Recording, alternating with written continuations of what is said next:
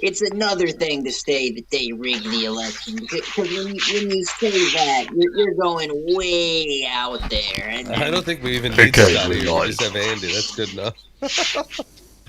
Yeah. We We're don't even live need now. Scott here. All right, everybody. Welcome to the ZMO show. Thanks for having me. Thanks for joining us.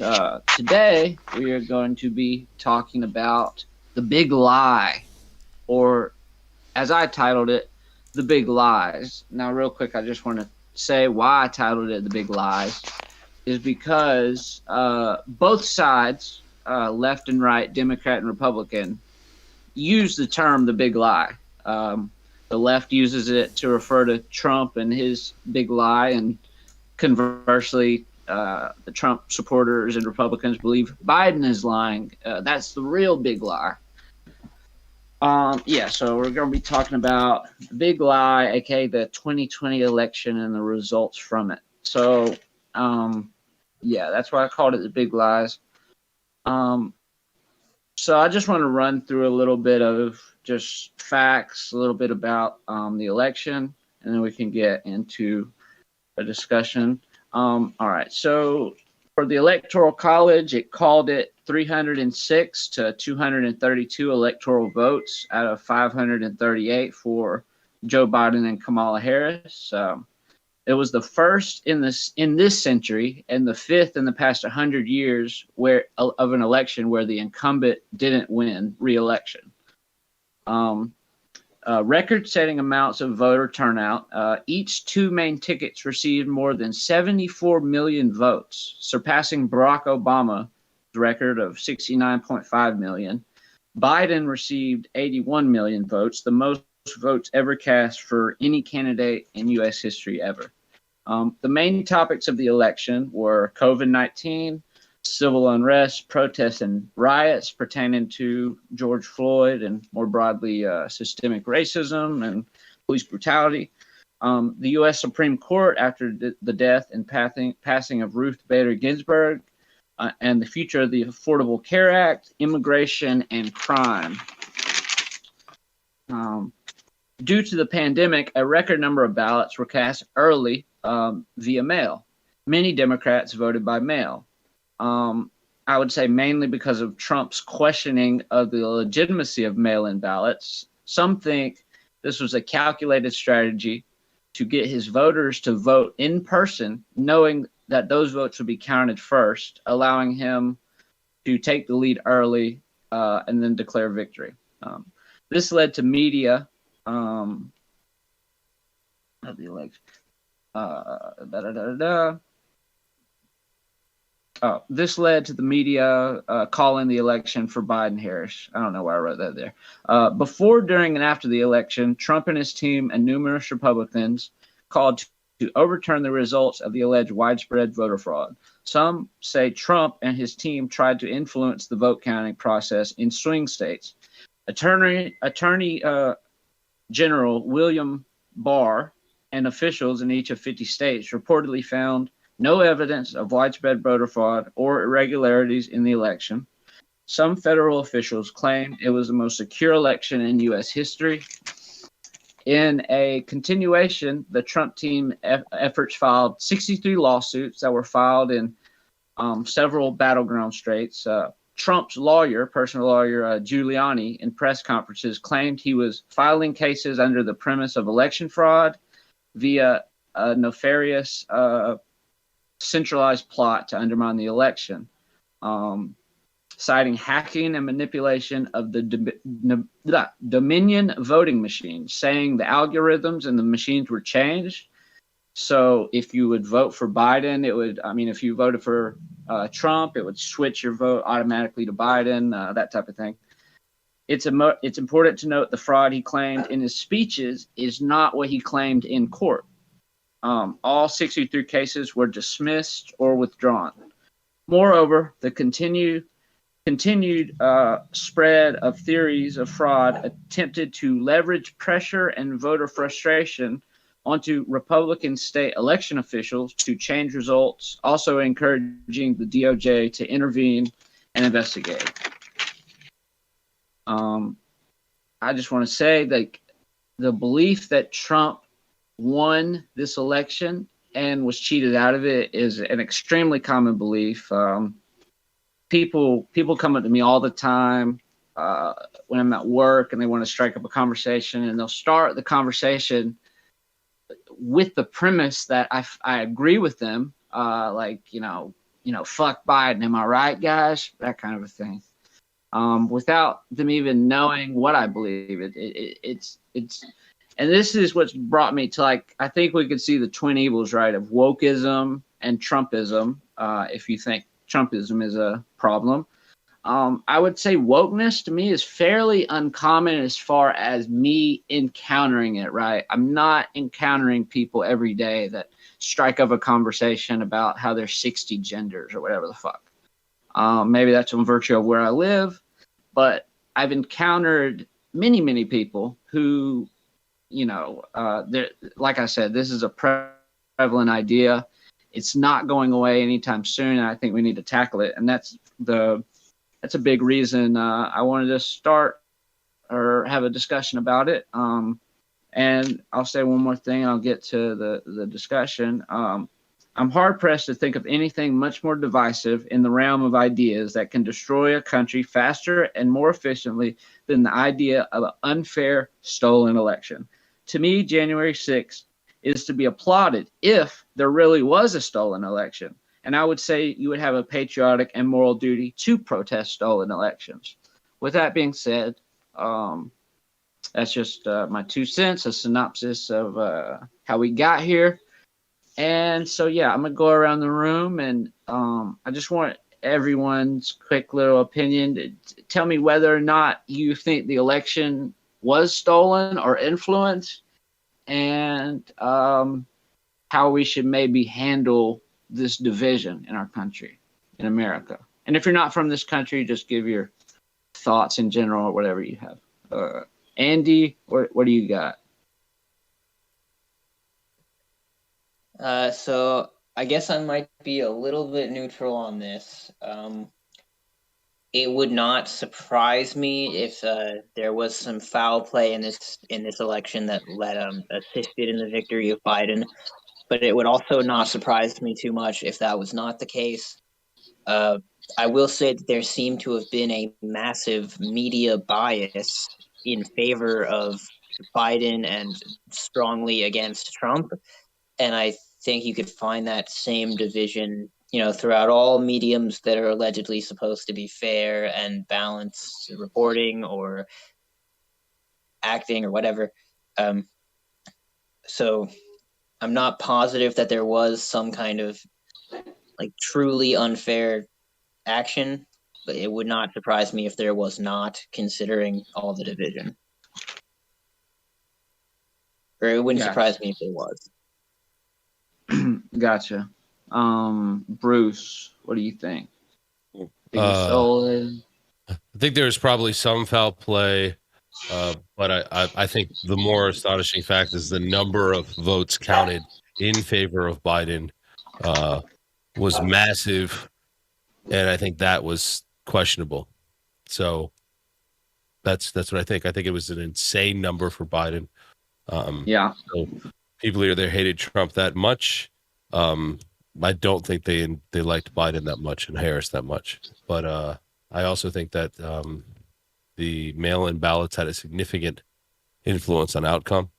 And I think maybe not rigged, but I do believe that getting more votes in the hands of people that were tired of the Trump show was enough motivation for people to vote against Trump. Yeah, I think that's kind of it's not nefarious in its outlet set, but it is playing off of the media's portrayal of Trump and the people's hatred of him, or at least of the culture surrounding him, in an effort to vote for something else. Because I do not think people actually supported Biden in the numbers that it shows. I think they opposed Trump or the circus that they were being fed. Yeah, I mean, real quick on that, I thought the same thing. If you look at Biden, he's not necessarily the most, and I'm not saying either or. I believe either way based on this. But to what I read earlier, that he got the most votes out of fucking any president ever. It either, like you said, it shows the fact that people fucking really hated Trump that much, because I don't think there's that many enthusiastic Biden voters, right? But all right, what you got, Bombay? You think it was fair? Think it was stolen? First of all, what I'll say, I'm an outsider, as most people already know. I'm not American. Right. I do not support Biden, and I do not support Trump, but I do believe that American elections have always been rigged, primarily because of the Watergate scandal in the 70s and the debacle that happened in the early 2000s with George Bush II and was it Gore, when they were pointing out a whole bunch of craziness that was taking place, where people's votes were suddenly being discounted and stuff like that. So I do believe, I have suspicions that it was rigged because of those things. But I believe they've always been rigged because of the Watergate scandal and the George Bush thing. So that's what I believe. I believe it was rigged. I can't prove it because I haven't looked into it as much as you guys, but that's basically my opinion in a nutshell. Right. All right. Appreciate it, Bombay. Doolittle. What you think?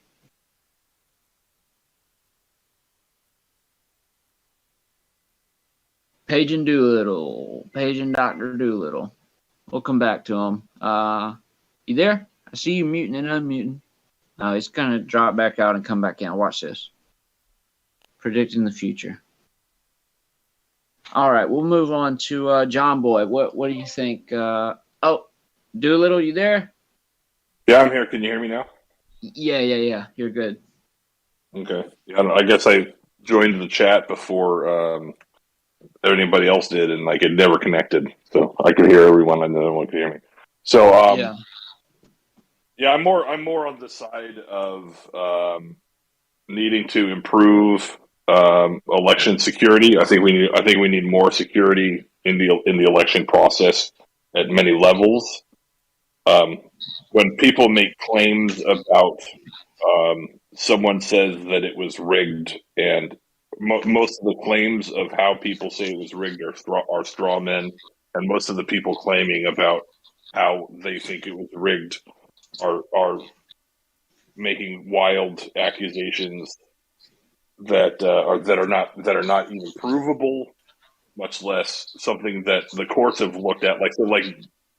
The media on the left is definitely trying to spin it to make it look like it's a giant conspiracy theory, and they'll say things like all the court cases were thrown out because there was no evidence, right? And that's, court cases. A lot of court cases are thrown out because the court says we don't have jurisdiction, or they say you're too late to bring this case, or they say you're too early to bring this case.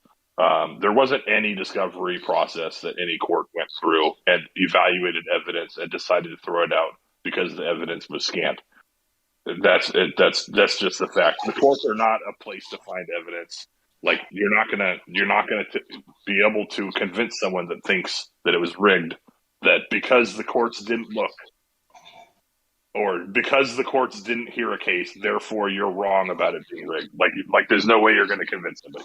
Some of the stuff is obviously nonsense, but there's a lot of things that are important parts of the process for an election to be valid.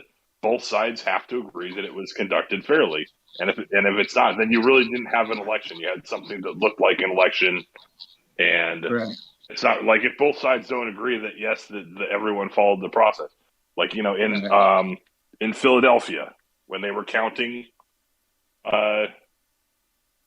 when they were counting ballots, and they told all the Republicans to go home, and the Republicans came back, and they were counting ballots without them there, and they said you have to wait outside, and they put up pizza boxes so you can't see inside the counting building. That's a clear violation that shows that they knew they were doing something wrong. And guess what? It's invalid. You have to throw that shit out. And they didn't throw it out. There's other process violations where there's meta rules. And you said that was in Philadelphia? I thought that was in Atlanta. Well, there in Philadelphia and Atlanta, Republican poll watchers were kept out of the counting.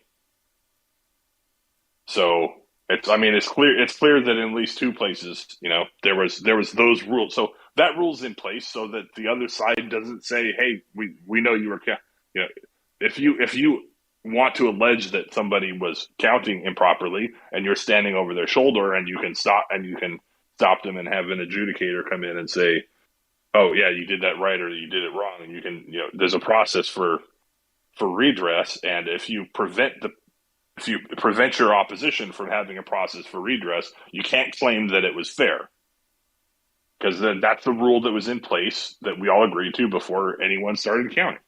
So that that kind of thing is complete garbage, and that should have been taken care of before the vote was before the governor of the state certified the election. There's other stuff. There's meta rules that govern how one is allowed to make rules, right? So the Constitution says the state legislatures shall make the laws regarding the manner and locate the place and manner of the elections, and right, like there's things in the Constitution about that. It's not just a federal law. It's a meta rule. So then the state legislatures make a rule that says, for example, you shall not have mobile voting locations in Georgia. And then the Georgia Secretary of State, who had the power to execute the election, allowed some mobile voting places. And those mobile voting places were going around certain communities, and they were not going around certain other communities.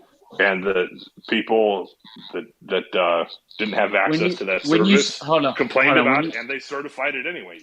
When you say mobile voting, are you saying there was a bus with voting machines on it? There was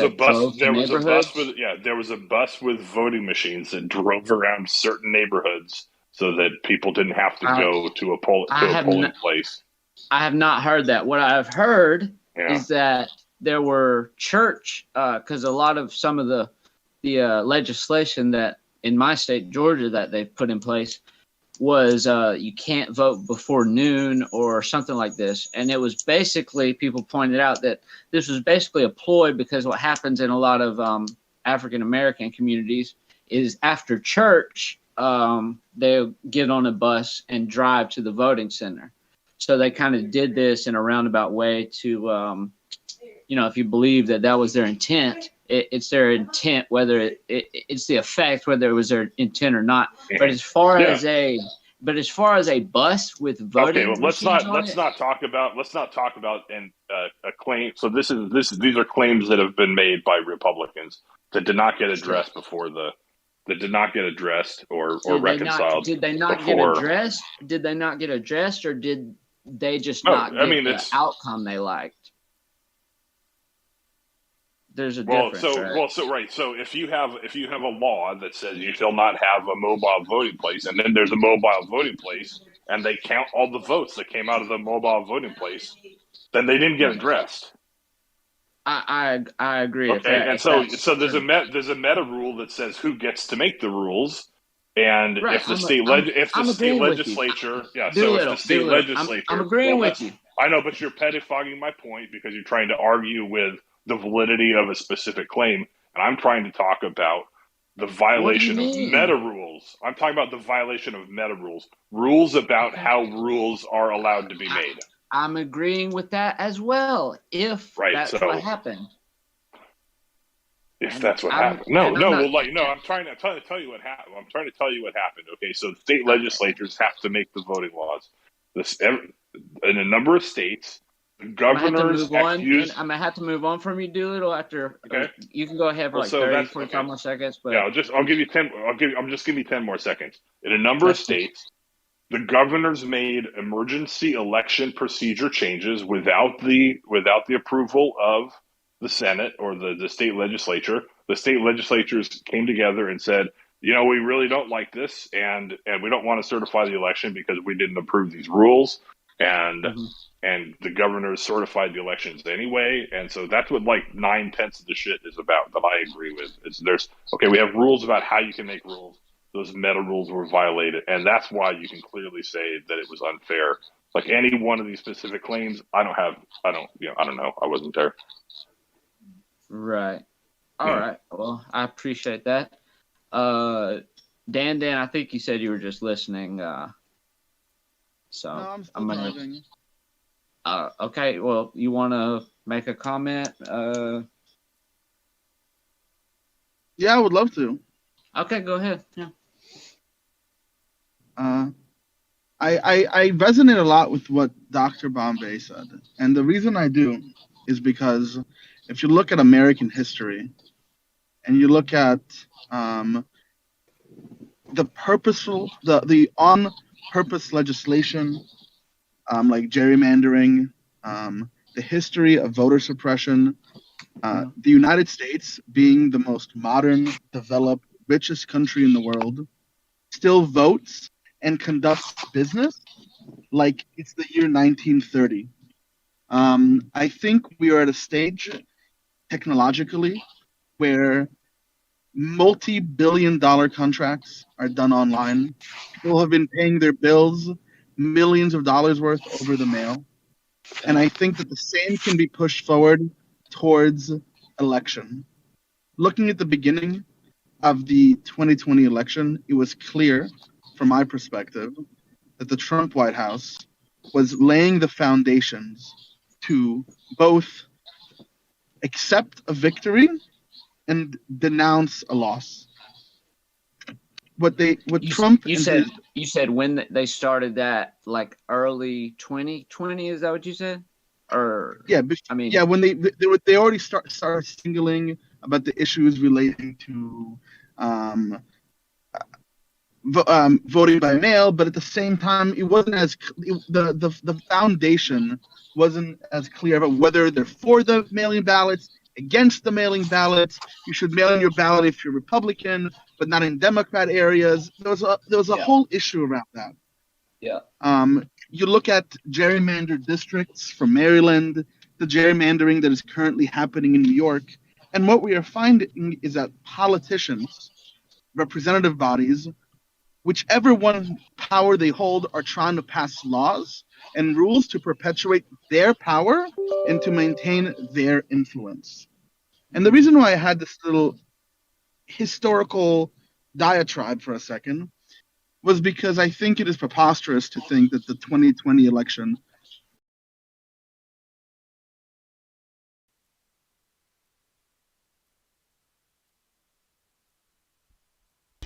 Is Dan still talking? Hello, you guys there? Oh dear. Okay, hang on, sorry guys, I think the sound's gone from the stream. Hello, you guys there? Oh dear. Okay, hang on, sorry guys, I think the sound's gone from the stream.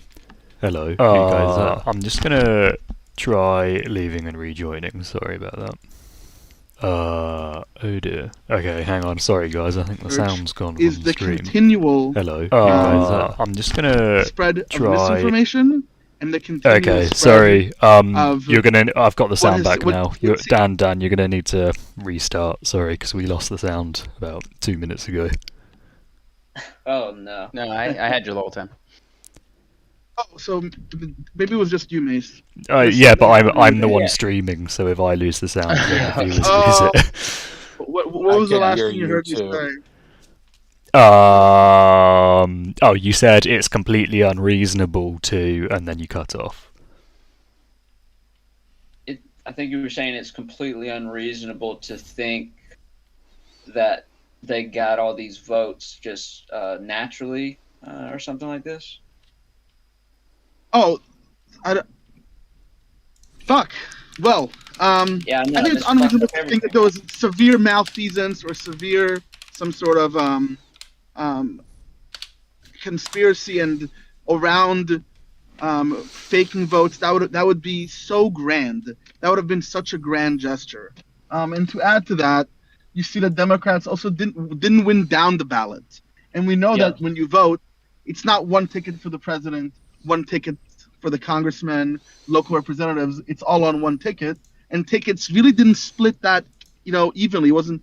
If the malfeasance was that large, it's very surprising to me that Democrats lost the downstate, the local and provincial elections over the country, which tends to happen sometimes. And real quick, when I pointed this out to my aunt and uncle, who, like 3 or 4 days after the election, and I voted for Trump, so, I'm not like a partisan hack here. Like, when they were going down this road, I pointed that out to them, and they said, that is more evidence that it was rigged, because if they did that, it would be too obvious, right? Which is classical conspiratorial thinking, right? Yeah, but I just wanted to add that I think that, most of the evidence points to the fact that there is a clear coordinated effort by the Trump campaign to undermine the election. This is true by released phone calls, released emails, real hard, easily verifiable evidence. It is a sad state that we live at a time where, I agree with Doodle, people contest what seems to have been verified by Trump's own Department of Justice there was a fair election. And they haven't found evidence of malfeasance, so they accept the null hypothesis. And it's a sad state, and it's very scary. And I hope that, I hope that we can move on into the 21st century. We can make voting more accessible, easier, and safer using technological means in the same way that people do almost anything today. I think that's what I have to say on the topic. Thanks, man. As always. John Boy, what you got? Yo. All right, so let me just, I guess, cover most of what's been said from my side. So I believe that there was likely some measure of fraud greater than 0. I am not sure if that fraud in actuality would be significant enough to have elected a different president. I believe that there was certainly significant media bias, but that's a different question. I certainly believe that media bias was more in favor of President Biden. I agree that I haven't seen very convincing evidence of the election being, quote, stolen. I also think the words stolen and rigged are an oversimplification of whatever fraud did exist, most likely. I do believe both political parties, via various mechanisms, gerrymandering and others, to Dan's point, and I'm not going to weigh in on the relative contributions from each, but I believe both political parties are highly incentivized and likely act in unethical ways, depending upon how you want to define that, to continue to support their own positions of influence, power, and authority. I agree wholeheartedly that we need to find ways to make these elections more secure. That's in everyone's best interest. I would love to see a technology solution to that. My background is a little bit along the information security lines, so I've got some suspicions around what that would look like in practicality, but I certainly don't think it's unachievable. But as a whole, I'm not convinced that had we theoretically eliminated any evidence of fraud, we would have a different president. I do think there was a significant amount of opposition to Trump as a cult of personality that probably brought people out who likely didn't agree with either candidate, but maybe didn't want Trump. And that probably had a significant influence. Right. All right. Fair enough. Mace, you gonna weigh in? I know you're a foreigner and all, but yeah, from the outside and from my point of view, it looks like the election wasn't really legitimate. It looks like mail-in voting had been used to fudge the numbers. Also, that thing about people counting the votes behind pizza boxes is also very suspicious.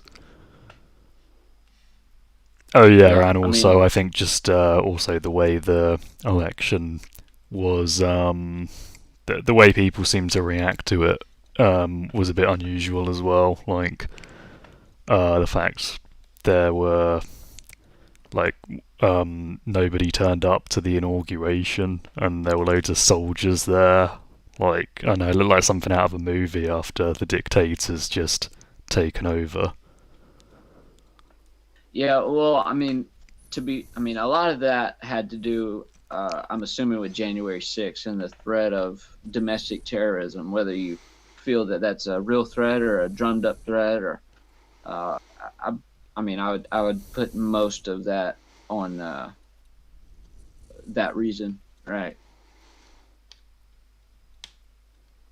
Personally, I mean, Oh, that seems the most obvious reason. okay. And also, yeah, it was very surprising that Biden won. Like really, really surprising. All of the indicators suggested that Trump was not just going to win, but was going to smash it. Yeah. Honestly, What were I some of those? actually, I bet about £150 that Trump would win. I was that confident on it. So yeah, I was very surprised. Yeah, Yeah, I I mean, I wouldn't be would. surprised if it turned out that Trump is the legitimate leader. Yeah, I mean, I had some thinking along these lines because I would hear people say, "Oh, I'm a trucker, and I will drive along certain highways, and there will be vote for Trump signs plastered all the way down these fucking highways, and the ratio to Trump support to Biden signs was, totally in favor of Trump." I would hear that as well. I mean, now I will say that the internet, it seems, especially in recent years, has leaned heavy to the right, especially YouTube, Twitter. That's a little bit debatable, but I think a lot of lefties can attest to this, like true lefties, like socialists or something like this. Uh,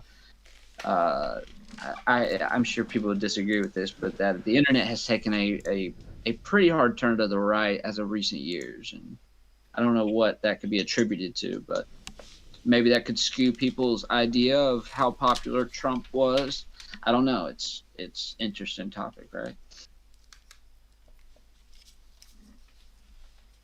So, Nivik, what do you got, man? I know you support Trump and all that good shit, right? So, what do you think about the big lie, the 2020 election, and yeah, Well, with the enthusiasm, the left, they they kind of they're not as fall in line fanatical as the right.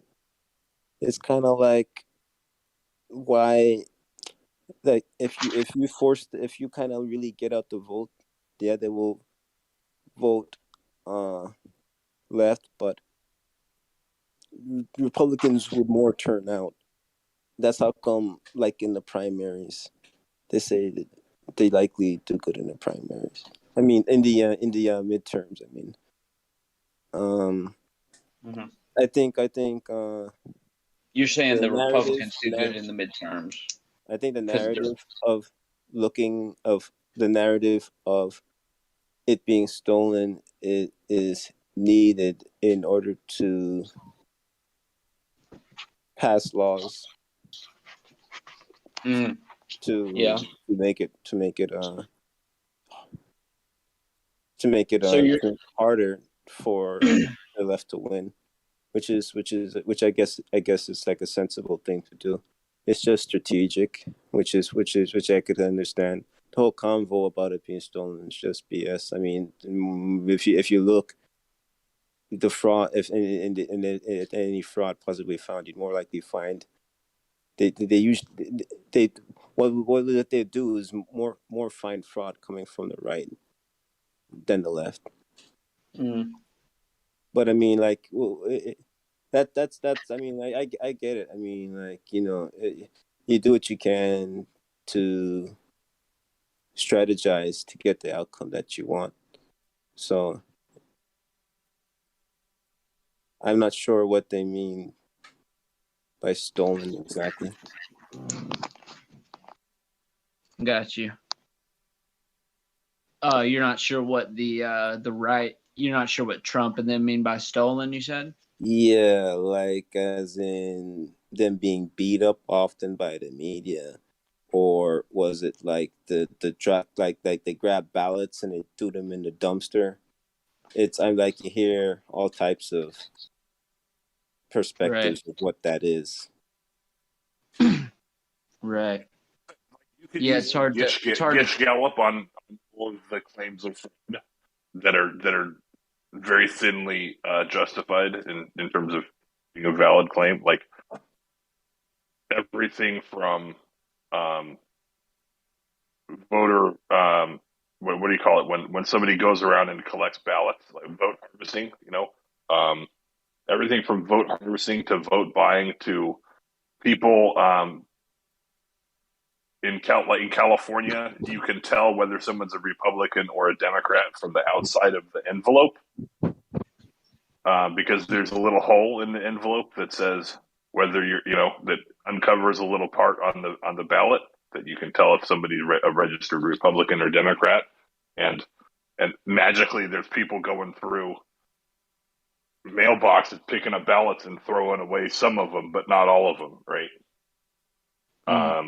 On video, and it's like, okay, that's an isolated incident, but okay, how many times are you actually going to catch people doing stuff like that on camera? But like, you can't prove widespread fraud, but there's 1,000 little things that are all kind of a little bit nonsense, right? And it's all based on holes in security that came up mostly just in this election because there were so many emergency measures put in place so people could vote in the COVID time, right, without having to go to a poll place and show their ID and put their stamp on a piece of paper. Right. All right. Well, I'm going to move down to Sir. I think that's Sir Grimm, right? Is what the name says. Grimm, are you there? If you do, you got a take on it. What do you think about the 2020 election? Was it stolen? Is Trump full of shit? What's up? I don't know. It's almost a distraction. It's almost like you'd rather fight over than that than actually move forward off on the right foot and do something like, try to just find better leaders, better representatives that don't put you in that situation in the first place and make better decisions.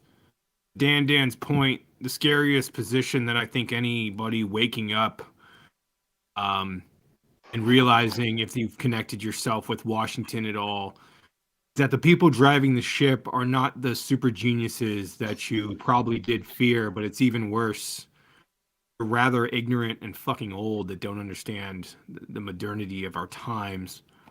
And that sometimes can be more dangerous, also sometimes even more frustrating, because they're putting you in a position to argue over these things and to point out situations that you now have to spend your time on and divulge into.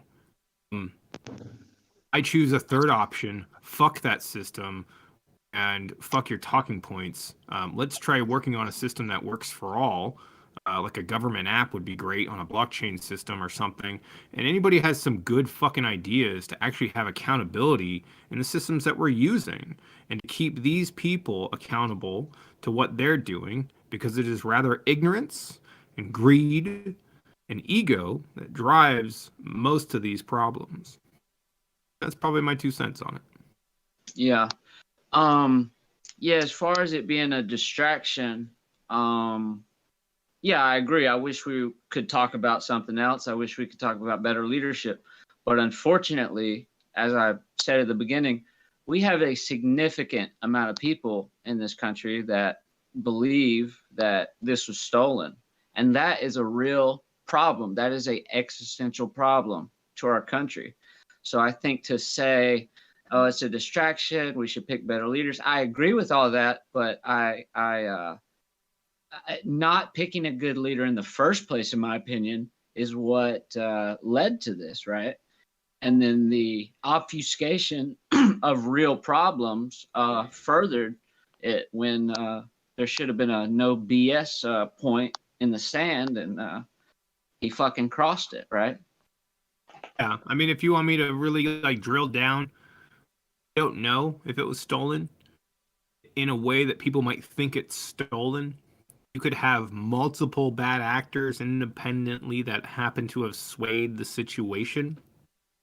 However, if you have one organization or multiple cells of one organization, I just don't think that type of intelligence exists within a political scale. I have never seen that type of intelligence exist within a political scale unless it is militarily bound, and usually by then, right, you would have many people leaking through the military that this is not okay, because the people that actually try to fight for good, accurate, accountable systems is military, and is our military side. Because I think, you know, they want the truth as well so that they can accurately judge.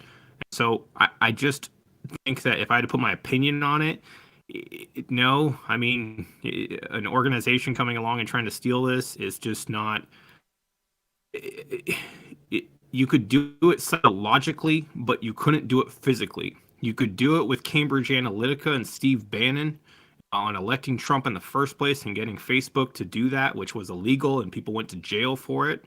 But to do it physically, I just don't think so. Right. All right. Appreciate it. Appreciate it a lot.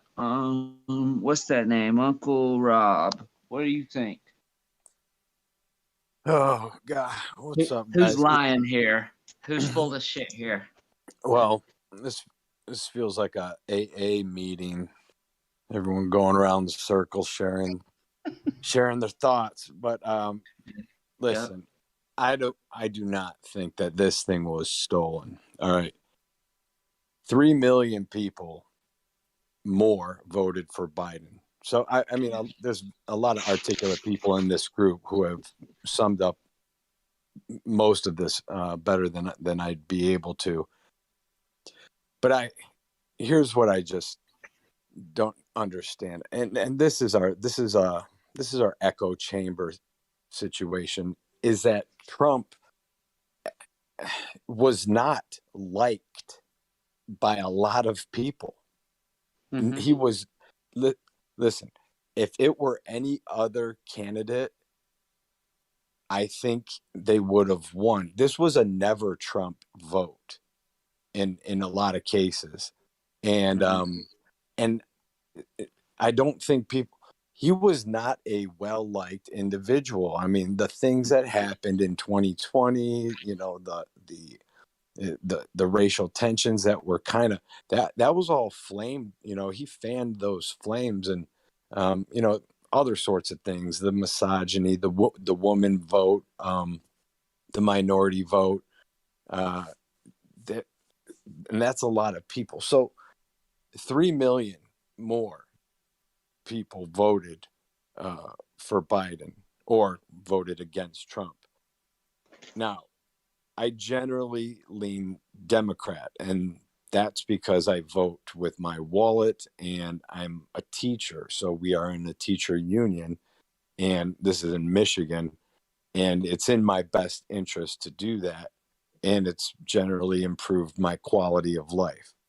Now, that said, I would have voted for a Republican president in 2020 because the Biden option wasn't very good.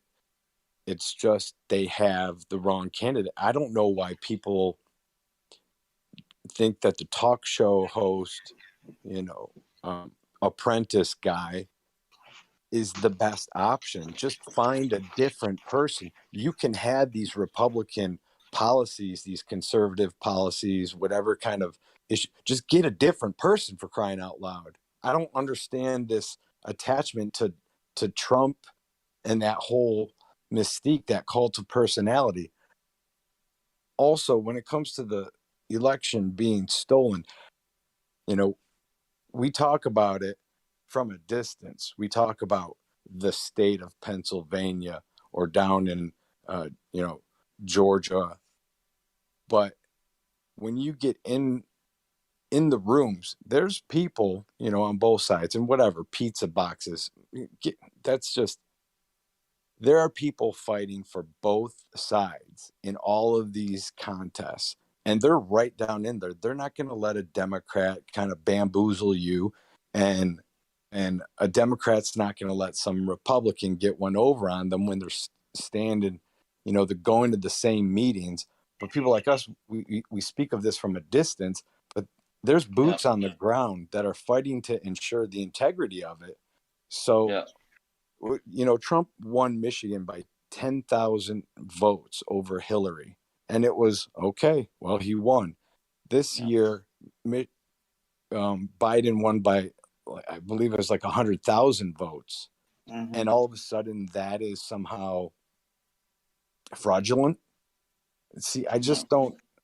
I think people underestimate how much Trump was disliked by a lot of people.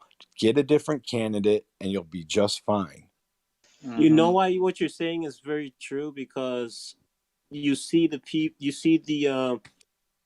down ballot of people who are running for Congress and the Senate. Someone had mentioned they earlier. had Republicans win. They had Republicans win in states in for Congress and Senate that Trump lost. So they voted. So they didn't vote for Trump, but they voted you had a complete Democratic shift, right? So you had the House and the Senate, and finally you had the president change, right? And which is the executive branch. But you have complete shift towards Democrats, and then you have sections and areas and countries where have been strongly Republican shift to Democrats, and you might have some areas too which shifted to Republicans, which was kind of really interesting. But for the most part, I think Uncle Rob is right. You had just a large amount of people who are just like, no, I can't do 4 more years of this. It's just getting crazy. It's kind of weird. It is different. A lot of people don't like that. A lot of people get that. In addition, like, mail-in ballots were probably the most discussed thing possible about, like, voter fraud and all that. But we've been doing mail-in ballots. I think it's called like no excuse or something like that. So, like, usually you have to give an excuse of why you have to do a mail-in ballot, and so, like, a no excuse mail-in ballot, which is, we don't give a shit why you need a mail-in ballot, we'll just give you one. We've been running with those since the 80s, and so there's no nuance to them. If anything, it's just terrible because we have to still rely on snail mail and paper in a digital era. It's the 2020s. It's the year 2000. Yeah. Sorry. And the hoverboards we got were shit. And so I think that's. That's. You clearly look at the. Can I just say that snail mail comment also reminded me another thing I found really suspicious was the fact that your election day took like 2 months. Yeah. And what's crazy here is that if you dive in mail here, it's a federal offense. And I am not joking. Like, they will fuck you up. They will put you in prison and on trial. It will cost you your job, your life, your money. So if you really want to mess with, like, mail, like, and you think it's just still like a joke, and people do it here all the time, that's fine. But you're going right up the chain. That's a federal. You're not at your local county jail. You're going to fucking prison until your court is arranged. So good luck. It's a lot to risk just like digging around in people's mailboxes. It really, really is. Some down ballot tickets got more votes than something. I want to take opportunity to move to Amy. Amy, this is a conspiratorial topic. You should be fucking perfect for this one. What do you think about everything? You there? Going once, Amy. Going twice. Sold the Metalworks. What do you think? Metalworks. I think we'll know whether or not if it was stolen down a couple of years when people who are more removed from it can look at it with more neutral eyes, because it's a little too volatile now. there's going to be too many people that want it to be true and not want it to be true. Right. And I'm not trying to say it's something in the middle. I'm just saying, like, it'll be whatever it will be. And I think the real reason why, I think another factor, I think this is a factor what may have played into him losing. I think Trump voters got really overconfident in the end. And I remember, when was the last time one side got stupidly overconfident and got surprised with a loss? Yeah. I wonder when that happened. Yeah. I know. I'm like, is this a repeat of 2016, but on the right? And then that's kind of what I felt like. It was overconfident. Another side also thought the election was kind of stolen and wouldn't shut up about it and made it look stupid. Yeah. It's really repeating itself. Yeah, absolute hypocrisy on that one. Even though the claim was a little bit different. Yeah. All right. So I just wanted to go. Is that all you had to say? I mean, I just think yeah, I guess that really is just it. Well, I wouldn't say it was complete hypocrisy. It's just strange how it's almost repeating itself. Yeah. I mean, I was upset when Trump said he was happy with Putin, encouraging Putin to meddle in things. I'm like, why would you say that? What the hell is your problem?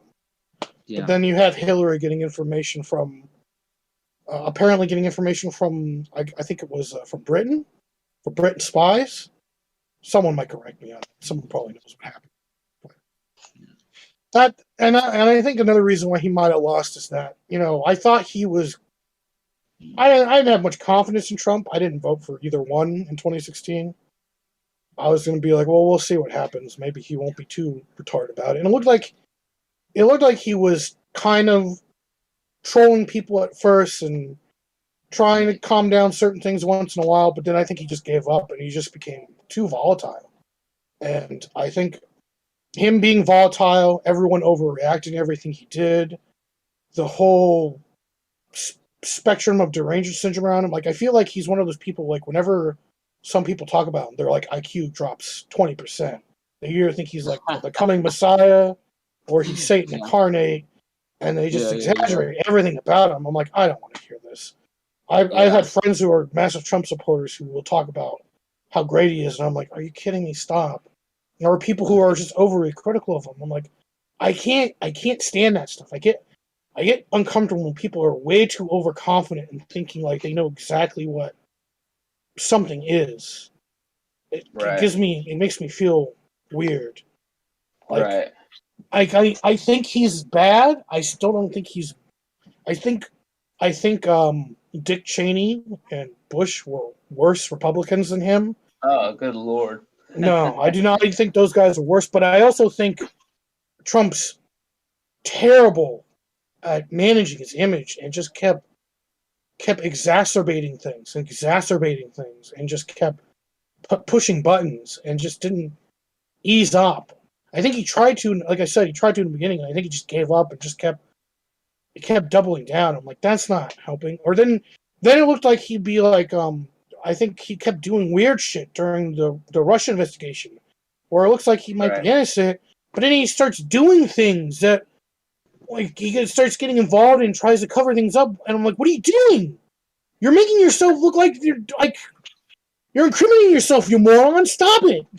Yeah. He doesn't help himself. Trump has a knack of doing shit out in the open. And then it's something about, like Bill Maher brought this up, like there's something about when people do shit, like illegal shit or just whatever, out in the open, that makes people not think it's a crime somehow.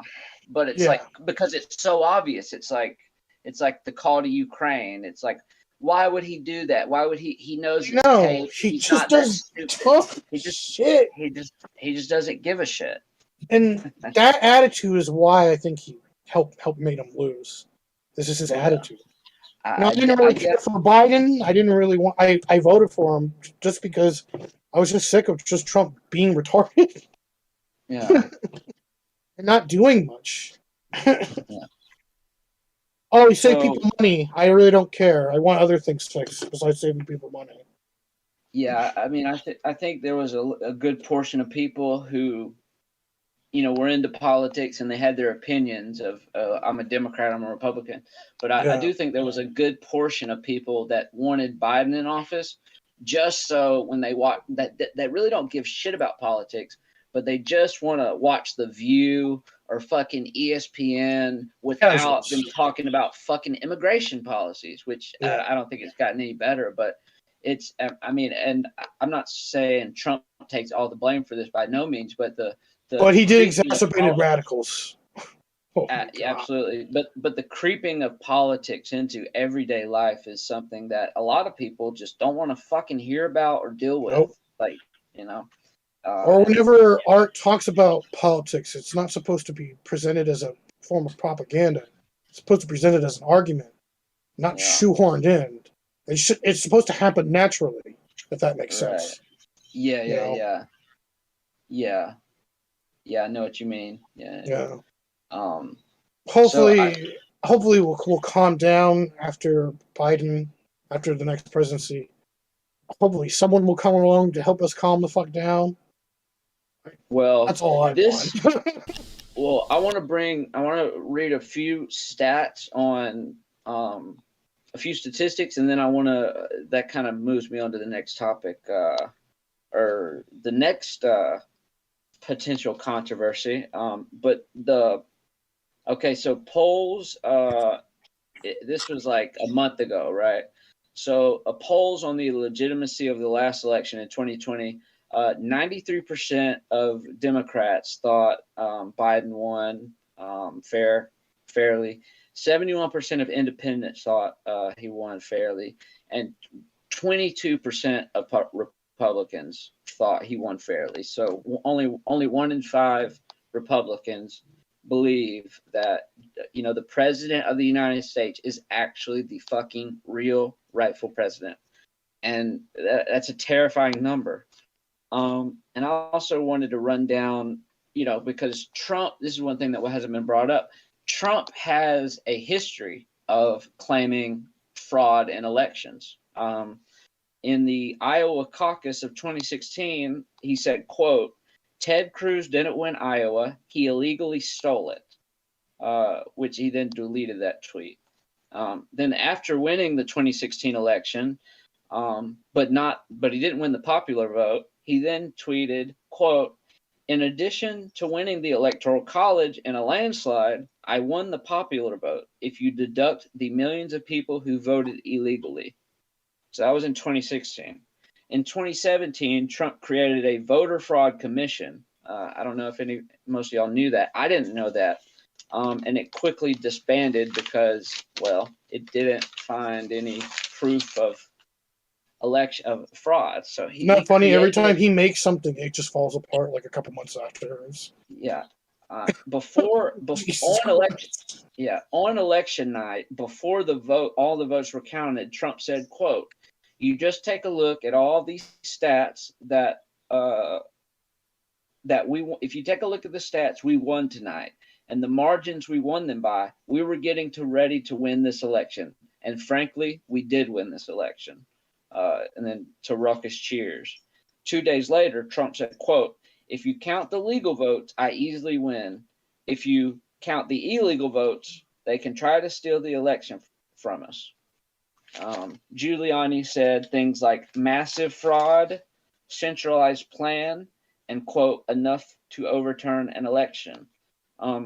OAN and Newsmax saw a massive increase in viewership after Trump's fans cited Fox as being too far to the left. If you look at the viewership numbers before and after the election of Newsmax and OAN, their viewership tripled and quadrupled.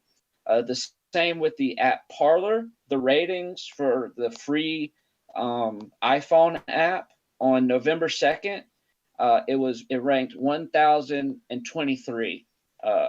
After 1 week, this is from November 2nd to November 8th, it went to number 1 by November 8th. Now, I'm not saying they should have shut down Parler or anything like that, but it only took 1 week from it to go from 1,023rd most popular to number 1.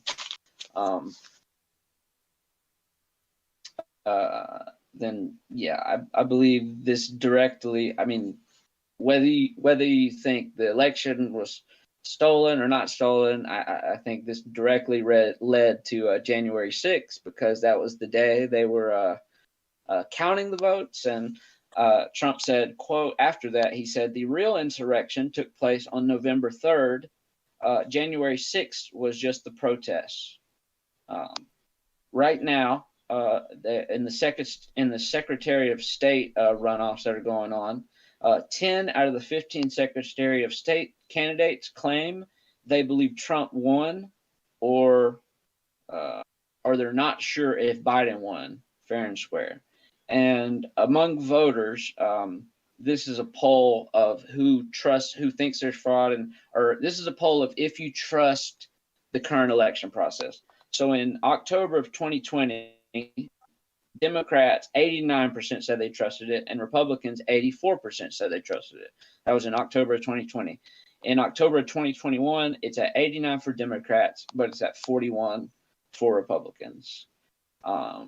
And also, I just want to say there's a new split within the Republican Party. There's some Republicans that see themselves as traditional Republicans, and there's some Republicans that see themselves solely as Trump voters. I mean, they will call the other people rhinos, which is Republican in name only, right? So, yeah. So this brings me to the next topic of the moving coup, or the slow moving coup, they call it. The argument is right now Trump and his team are putting people in the right spots to count the votes in the right state legislatures. The people that didn't go along with his plan last time, or he's putting people in place that are beholden to him.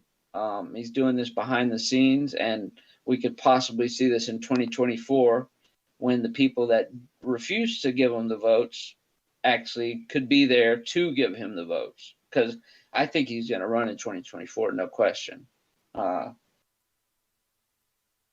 So that would be a horrible idea for him to run. It'd be a disaster. Because the Republicans can win the next election with the right candidate. That's what I'm saying. I don't understand the obsession with him. And here's the thing. When he repeats those things, a normal leader doesn't, go out and poison the well saying, if I lose, it's because it was rigged. Normal leaders, have a sense of humility and kind of understand that. See, he's the thermostat. There's a thermostat and the thermometer. He's the one that controls the temperature of the nation, and all the people react. He's the thermostat. We're the thermometer. And when he says one stupid thing or one controversial thing, and it gets magnified through social media and everything, next thing you know, you have people rioting in the streets and all that stuff. And he doesn't understand the weight of the things he says. And right. I think he doesn't understand. That's just mind reading. I don't think you should mind read like that. If you, and to your point, look, unfortunately, the leaders that are the best leaders are ones that have greatness thrust upon them, not ones that raise millions and millions of dollars for a career opportunity. So maybe the way we elect people in the first place and glorify them and make career politicians is problematic, just like what our founding fathers were saying and Thomas Paine was saying. Right.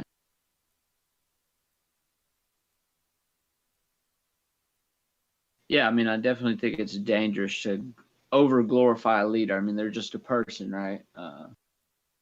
It's kind of bizarre we hold a popularity contest. I don't know who said it earlier, but I think it was Grimm. The fact that I think a huge problem in politics today is the fact we have so many old motherfuckers in there. And I don't have anything against old people, but when the majority of everybody in Congress is like 55 and up, I mean, this is not how it was always. And if you look at it in the 60s, I mean, we had JFK. He was super young. Sometimes you need new blood. You need vibrant energy to put a spark into people, right? I mean, there is people that are set in their ways, like people said earlier about the voting system. The fact that we are doing things by a sort of arcane ways, it's a reflection of the leaders that we have, right?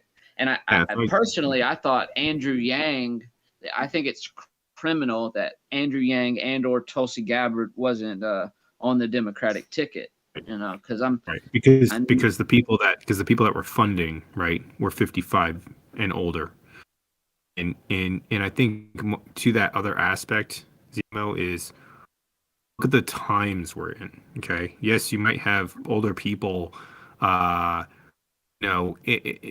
the 50s and 60s. We had some rather older people in the Senate. A lot of interesting movements going on then.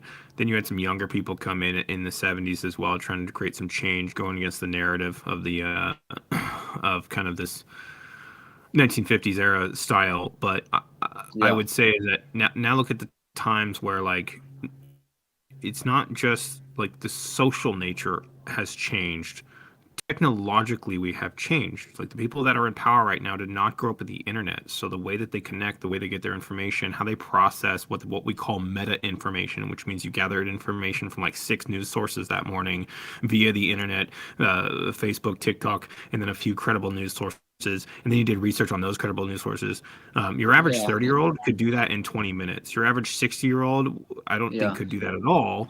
And in addition, now they're making decisions on technology they literally don't understand. Like, they don't understand how. We saw that in the Facebook when Mark Zuckerberg was being asked questions, and he, it's like they didn't know what the fuck they were talking about. Well, we're in an era where the kids know more about technology than their parents. And that's really weird. In fact, if you want to know a really interesting fact, for the first time ever during a national emergency, people had access to the same information the White House had, and in some cases faster. Yeah. Crazy.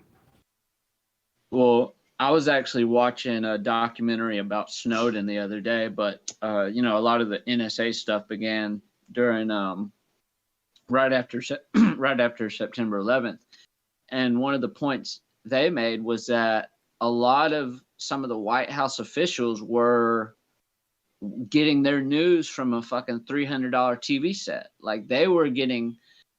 That's a big reason the NSA started, is because they said this is a fucking problem. Like, we don't have eyes on the ground that can give us updated information. They were getting it from CNN up to a certain point.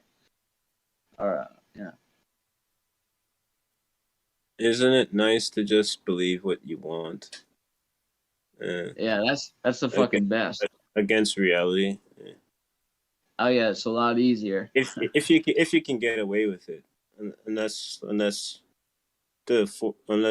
reality it's too strong in contradicting what you say. Right. So I mean, if you can just believe what you want, I mean, sure, but it's kind of like QAnon. They wanted to believe what they want, but reality, it just, of people not being marched out and hung. I don't know what the heck they're thinking. Like, all the political enemies are going to be hanged. And none of that happens. Then we have all these boomers that believe in all this ridiculous shit, going on Facebook all day talking about stuff, crazy stuff, like they're going to put chips in you.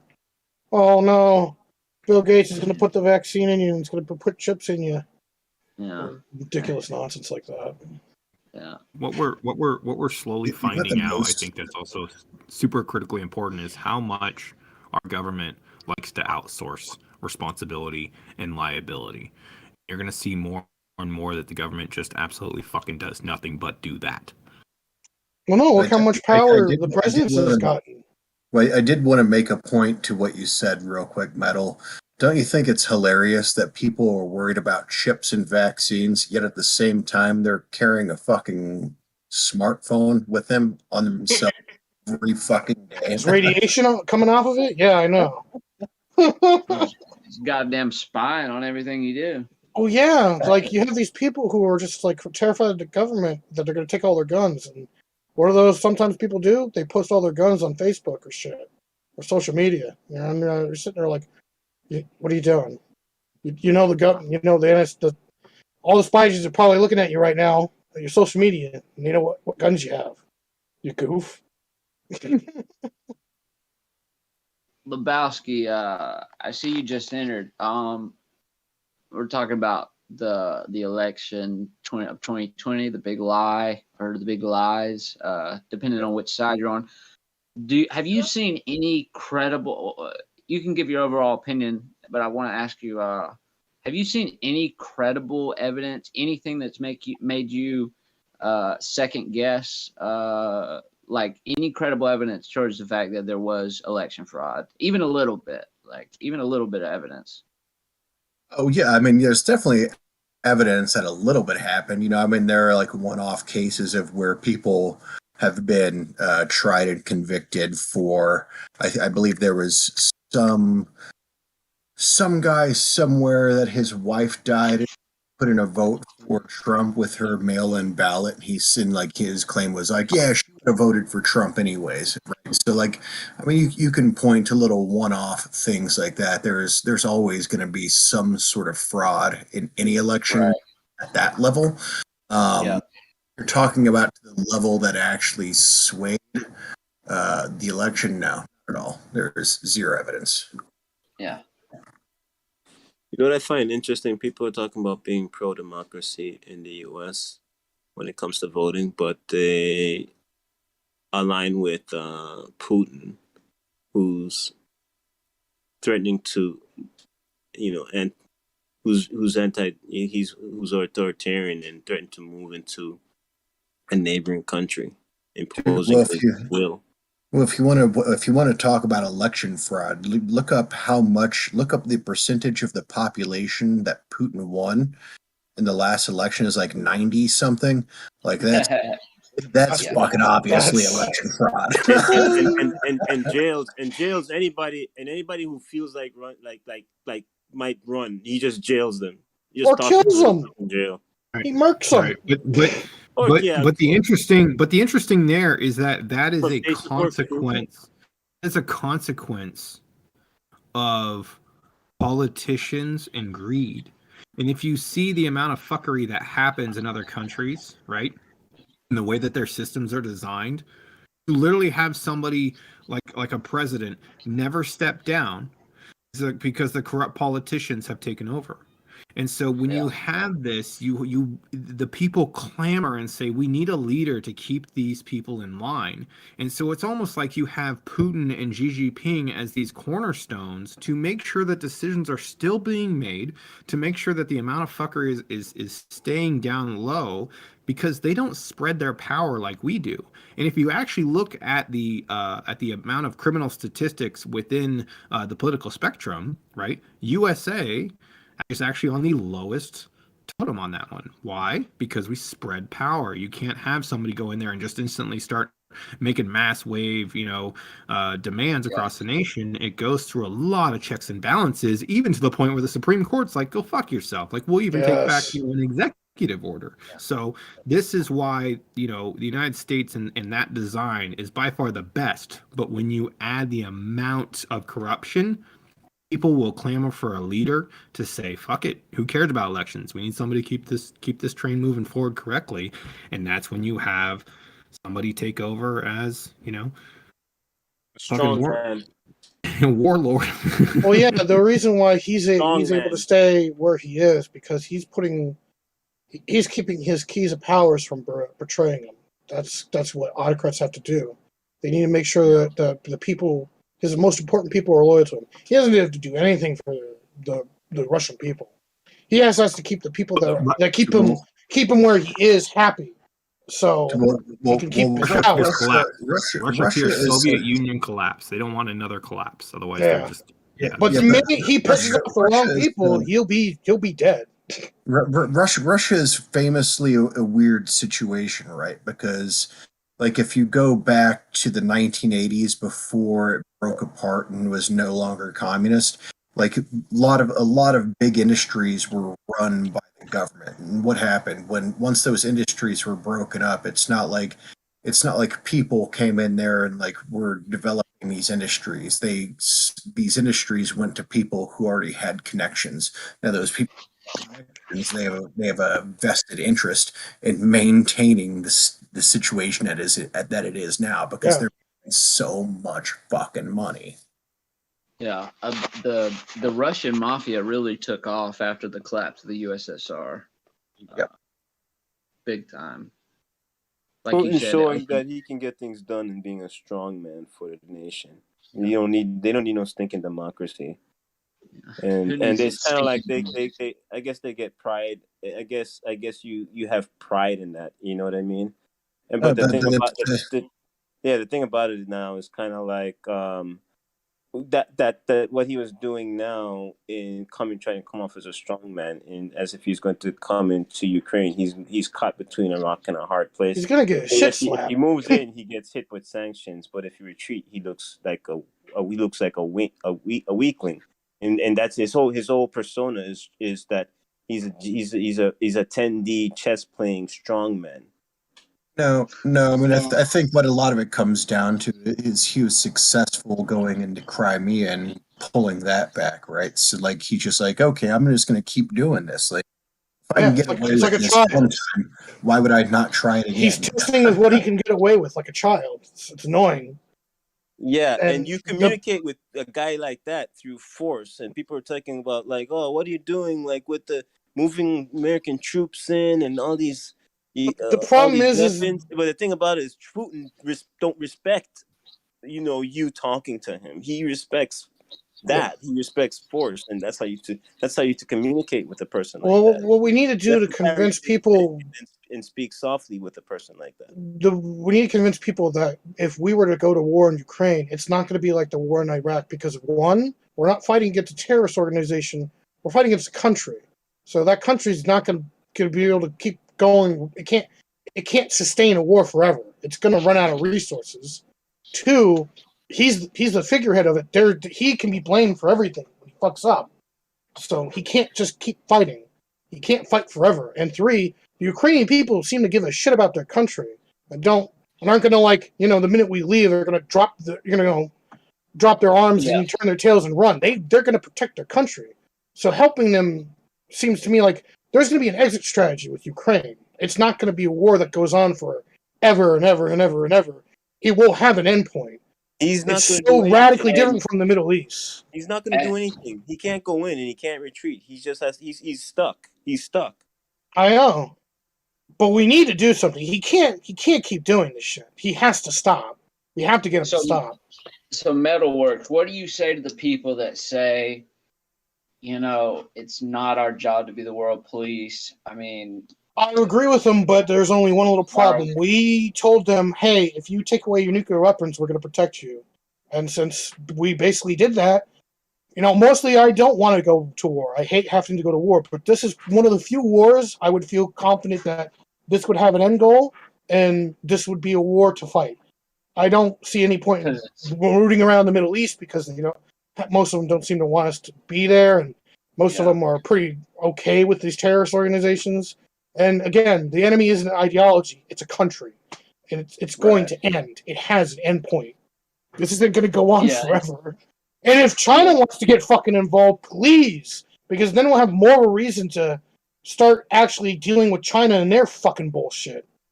I'm sick of them. I'm sick more of China than Russia. China really, really gets under my skin. Well, I know what topic I'm going to talk about next week. Ukraine? Fucking China. Oh. Nah, dude. Nah, fucking John J. Parker and Associates, the fucking lawyer dude, he did one in Ukraine a couple days ago, right? Mm. Yeah. Yeah, so, I mean, in case y'all couldn't tell, I'm pretty anti any of this election fraud fucking nonsense. I mean, I like what Sam Harris said about it. He's like, it's essentially, it's like a soccer player in a game who's trying to convince the ref that they got fouled, right? They know in their head that they didn't get fouled. I think a lot of Trump's people, I'm not sure about Trump. He's I can't really tell what that guy is nihilistic, but those people have to know that there's no evidence that he lost this election, right? But yet they are acting as if there is evidence to get a call from the so-called referee, right? Which would be whatever would have stepped in and done this. But yeah, I'm at a point where, like I said in the beginning, people often see the two problems of our time as like wokeism and Trumpism on the left and on the right. But again, like wokeness, like I haven't encountered a lot of that shit on the street. I very rarely come into contact with someone who strikes up a conversation about, how communism is wonderful and, there's like 23 genders and type of shit like that. But I've come into contact with many people that think, including very intelligent people otherwise, that swear the election was stolen. They fuck Joe Biden and all this stuff. And I think it's a problem we have to confront. I mean, I'm to the point where if someone brings it up, I feel obligated to challenge them, because if they can show me evidence, this is the thing. If people like Doolittle, I wish he wouldn't have left, because I wanted to ask him for fucking evidence of the pizza boxes. If they were putting pizza boxes on windows, you'd think somebody would have the wherewithal to fucking whip out a camera and record it. But I'm at the point where I'm challenging everybody on. I'm challenging anybody on this. The election was stolen bullshit, because it is so fucking dangerous. It is. I mean, denying that someone won an election due to fraud is straight out of the fucking authority. Yeah, I saw footage of them hiding. They're putting boxes and stuff up on the windows. People couldn't see what they were doing. I saw footage of that. You saw that? Yeah. Okay. Cool. Yeah, there's I'll plenty check of that out. evidence. If you look for it, you will find plenty of evidence. I'm not going to take the time. And have you not found any? Because there's all kinds of videos. You won't see them on the news, and you won't see them on YouTube because they get taken down. But you They're can reporting go it on the news right this minute. 27 illegal ballots in Ohio. 27. No, 27. that's not what I'm talking about. But I am listening to this conversation because I have morbid curiosity and I find it entertaining. But I'm just saying that there is plenty of evidence out there. Go to rumble.com and you will find plenty of it. But what is that? To say that there's no evidence, I mean, I would bet my life on, I think all the elections have been rigged for a very long time. That's just a default to think. Well, I'm not gonna argue with y'all. I love you guys, but to what level? Please, I don't want to hear it. I don't want to hear it. No, hold on, Amy. I don't want to hear level? Huh? I don't want to hear everybody that agrees. I wish there were more people in here that I am not interested in arguing. I'm just saying it's there for it. You don't use Google. You go to DuckDuckGo, or you go to Brave or DuckDuck, and you go to Rumble, and you can search around and you can find it. There's plenty. You have witness testimony. You have videotapes of the election places that close down, take a break, and they pull out, literally suitcases underneath the tables and start feeding ballots. I did see that one video. When there's witness testimony, I've seen that. I've seen that video. Yeah. I mean, okay, but I'm just saying there's plenty of evidence out there, and you can spend the next 2 years watching it, and you can spend the next 20 years looking into history of these things, but you have to look for it. So you have to look for it. Let me ask you a question, Amy. Why did Giuliani in his speeches, he said there was massive voter fraud, but then in court, that's not what he came to court and alleged? Well, I don't know what he said in court, but the courts are fraudulent. I mean, that's the whole point. You know a lot of those. This information. Sorry. Now the courts are fraudulent. See, this is how this works. This is how this works. Fox News is too far to the left So let's go to OAN and these other and Newsmax so we can get real news, Do you right? think that no, I don't know. I'm not gonna argue. I'm not, but I'll keep listening. No, please. Okay, I'll check it out. Rumble.com. We'll see. I'll see what that has to say. Amy, I don't think anybody wants to get dogpiled, so I totally understand why you don't want to, have a conversation with so many people that think differently than you. No, So I do don't get have that. a problem. I don't have a problem No, with that. I've been on this forum on and off for a while, and this is a topic that I'm just look not for the evidence. out from it, and I'm not gonna convince. I have no desire to convince anyone. I have no desire to have a discussion and argue that people, everyone has their opinion, and that's fine. Amy, I'm sad that you're taking. Hold on. I had to chime in about the evidence and tell you where to find it. That is why I chimed in. I'm listening. I'm vacuuming. I appreciate that. But I'm sad you want to cut off the conversation when it was getting interesting. I'm sad you want to hide behind your Hold on, let me finish. I'm sad you want to hide behind your ideological convictions with the. Okay. Well, I'm not going to try to convince you. I want you to convince me. I'm standing here with the vacuum cleaner in my hand, waiting to mute so I can continue to vacuum. Okay, vacuum. I'll check out Rumble.com in good faith. Okay, I mean, once again, I said at the beginning, I voted for Trump, right? But when I saw people making these accusations with no evidence to back it up, and when I thought there was credible evidence, you just told me you saw evidence. I saw the evidence. Okay, I saw a suitcase get taken out from under a table, but even if that was stacked full of ballots, I mean, the amount that Biden won by. There's no way they could have. I forget what it is in Georgia. It was like 80,000. So unless there's 80,000 votes in that suitcase, I mean, sure. Or they ran them through multiple times, or that was just one location. I think that might have gone on in other locations. It could. Well, I'll say this. This is the biggest reason I don't believe this. The big lie is because if you look at how our election process is constructed, it is heavily decentralized. It is not something. It's a state legislature here, and it goes through these groups, and and half of them are Republican and half of them are Democrat. It is heavily decentralized. So the plausibility of one group. The plausibility of one group being able to manipulate all across the country, all these counties that have their own government, blah, blah, blah, is incredibly difficult. And yeah, I just think it's totally implausible. Fraud on that amount of a scale.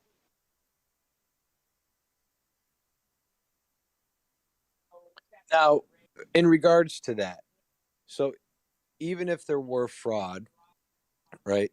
It would have to be in specific districts or particular states in order to get those electoral votes. So imagine that it did happen. I don't know, Georgia flipped and Pennsylvania flipped. Yeah. You still have, for I believe like the third or fourth election in a row, the popular vote going to, the party that, in this case, would have lost. If you go back, most votes have been going Democratic, but we've had George Bush and we've had Donald Trump. So what does that say about our system, though? Where really, if there's any kind of cheat going on, it's all about targeting specific areas to get the electoral college rather than recognizing the overall majority will of the people. It's just something to think about. And who's to say both sides wouldn't be doing it? Because if one side's doing it, I'm pretty sure both of them would be doing it. Oh yeah, absolutely. It'd be irrational not to. For sure. At some point, if they were both doing it, they'd probably want to stop doing it because they're probably getting nervous and they don't want to cause shit to hit the fan. They probably want to calm each other down. I wouldn't be surprised if that was going on. Backroom deals would be made to be like, hey, let's cut down on the cheating and, you know, stop doing that. Yeah. Oh God. But then also, in regards to that, you had the president.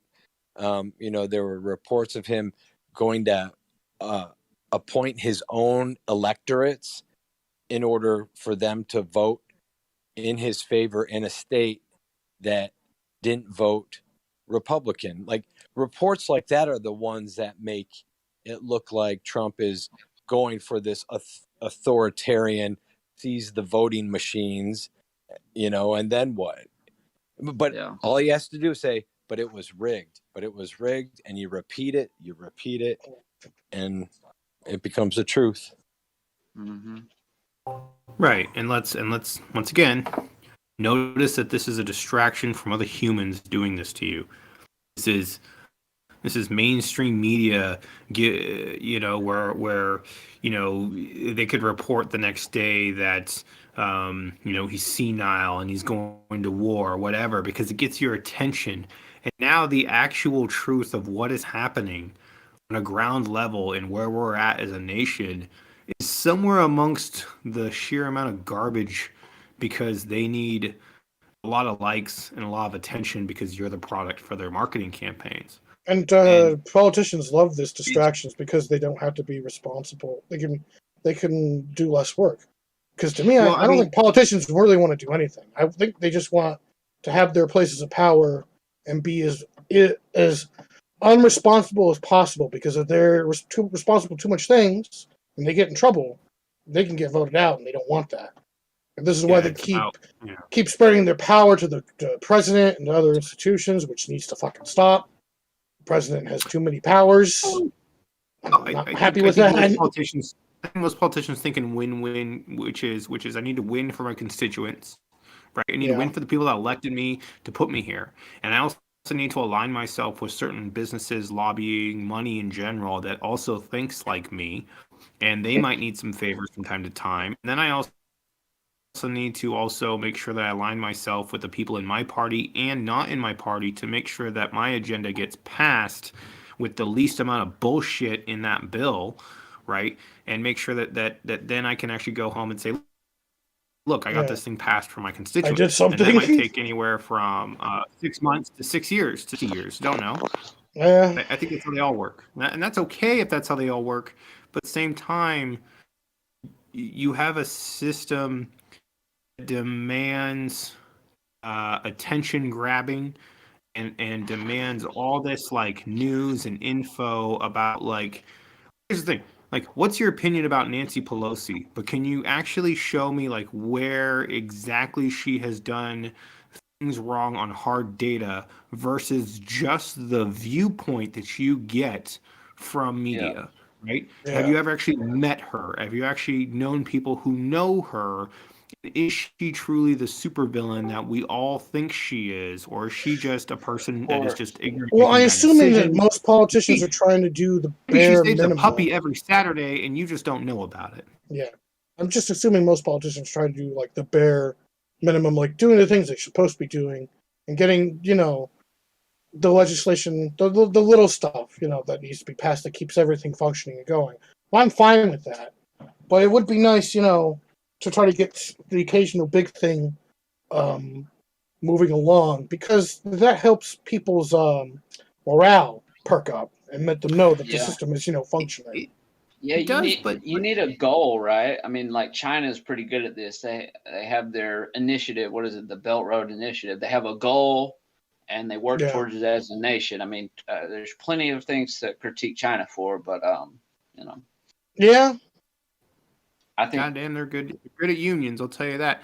If you, but the point is that we want things to move slow here, but also things that need to move fast. And so our system accounts for both of those through executive orders, Supreme Court decisions, and then when it comes to huge things that move, right? We noticed that Greek democracy was the best way to handle changing times, because because the Romans had to deal with this rapid expansion and rapid technology and rapid understanding of like these echo chambers of like, oh my God, like the world is so much bigger, and as people come in and give us information. And so it really came down to people that, how do you have a system that moves things slowly, methodically? And the answer is vote. And when things are put into a voting system, then you have people that might, say, we're not ready for this yet, and that's okay, rather than a dictator that's like, fuck it, we'll just try it and see what happens. Well, you make the wrong decision as a dictator, you might be right nine times out of 10, and that one time out of 10, your whole country collapses.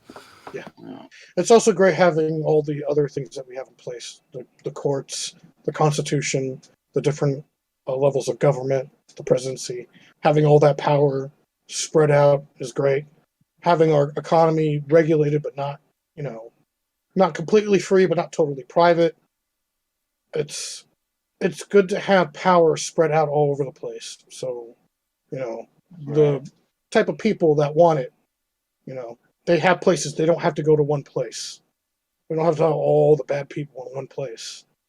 I'm like, what if like people like Epstein or Bobby Kotick was in politics? What if they want, like, only way to get money and power was in politics, and if they were politicians, it would terrify me.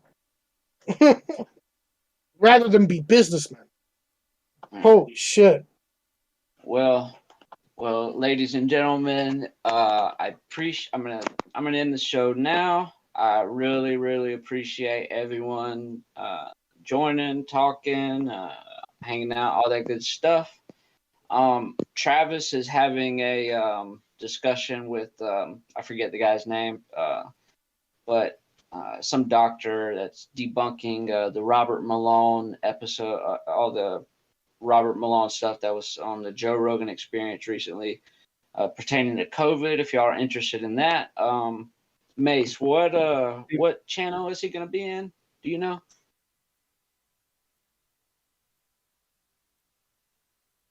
I guess not. I think he told me. ZMO, can you hear me? Yeah. Yeah, I'm just curious. A quick question. When you ask if it's our business going to Ukraine, I was just wondering about your viewpoint on that.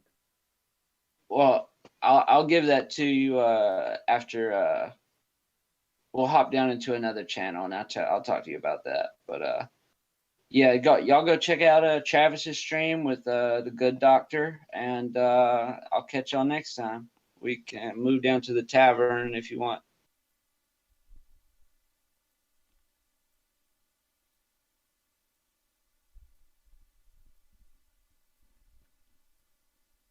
Sorry, I was AFK. Is the stream over? Yeah. Okay.